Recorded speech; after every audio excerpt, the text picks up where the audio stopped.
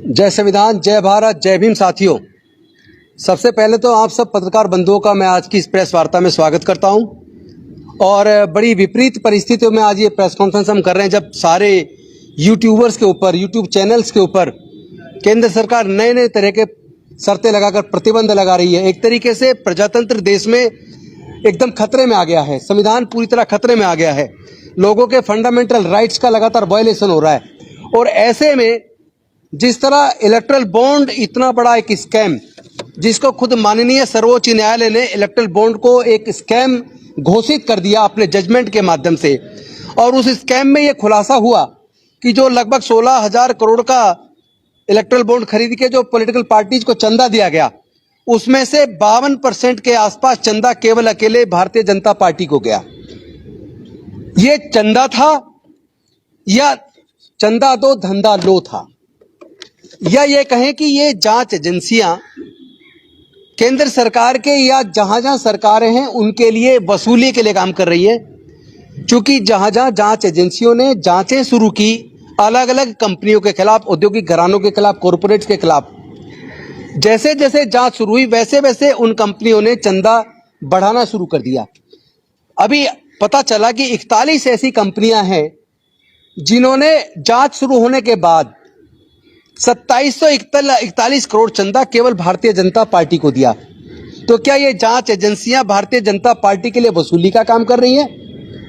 और एक और बात, जो अभी शराब, तथाकथित शराब घोटाले की जो बात हो रही थी, जिसपे दिल्ली के मुख्यमंत्री भी जेल में हैं, अभी ईडी की हिरासत में हैं, रिमांड पर हैं, उसमें जो पूरा वाकया निकल के आ रहा है, उसमें मनी ट्रेल जो कहा गया कि पैसा लिया चुनाव के लिए और चुनाव में इस्तेमाल हुआ, उसकी मनी ट्रेल का कोई अभी तक ईडी 1 रुपए का कोई खुलासा नहीं कर पाई। लेकिन उस गवाह जिसके बयान पर, शरद चंद्र रेड्डी, जिसके बयान पर दिल्ली के मुख्यमंत्री को गिरफ्तार किया, उसने गिरफ्तारी के बाद 5 करोड़ का चंदा बीजेपी को दिया। और उसके बाद जब अपनी बेल लगाई तो ईडी ने उसकी बेल को अपोज नहीं किया, उसको जमानत होने दी। और जमानत होने के बाद उसने लगभग टोटल 55 करोड़ रुपए भारतीय जनता पार्टी को चंदा दिया। तो ये मनी ट्रेल बीजेपी के पास जा रही है। लेकिन सवाल ये है कि क्या ईडी बीजेपी के खिलाफ मुकदमा दर्ज के कार्रवाई शुरू करेगी? क्या सर्वोच्च न्यायालय या उच्च न्यायालय सु मोटो इलेक्ट्रल बॉन्ड के ऊपर किसको चंदा मिला और उनको कितने लाख करोड़ के सरकारी ठेके मिले बदले में, क्या इसकी जांच करेगी? ये अपने आप में बहुत बड़ा सवाल है। लेकिन ये तो स्पष्ट हो गया, इलेक्ट्रल बॉन्ड एक बहुत बड़ा स्कैम है। और जिस तरह पॉलिटिकल पार्टीज के, किसी पॉलिटिकल पार्टी का अकाउंट फ्रीज किया जा रहा है, तो किसी पॉलिटिकल पार्टी के सांसद, विधायक या मंत्री के घर पे ईडी की, इनकम टैक्स की, सीबीआई की रेड डाली जा रही है।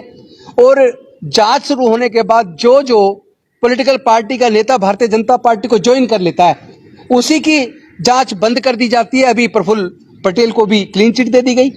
तो ये क्लीन चिट कैसे? पहले जांच शुरू होती है, फिर उनको आप अपने साथ मिला लेते हो और वहां अपने साथ सरकार में मंत्री भी बना देते हो, यहां तक कि राज्य के अंदर उप मुख्यमंत्री भी बना देते हो। उसके बाद जांच बंद करके क्लीन चिट भी दे देते हो। तो क्या जांच एजेंसियों का इस्तेमाल विपक्षी पार्टियों को कुचलने में, खत्म करने में किया जा रहा है? क्या इलेक्ट्रल बॉन्ड के द्वारा सारा चंदा एक पार्टी ने वसूल कर लिया?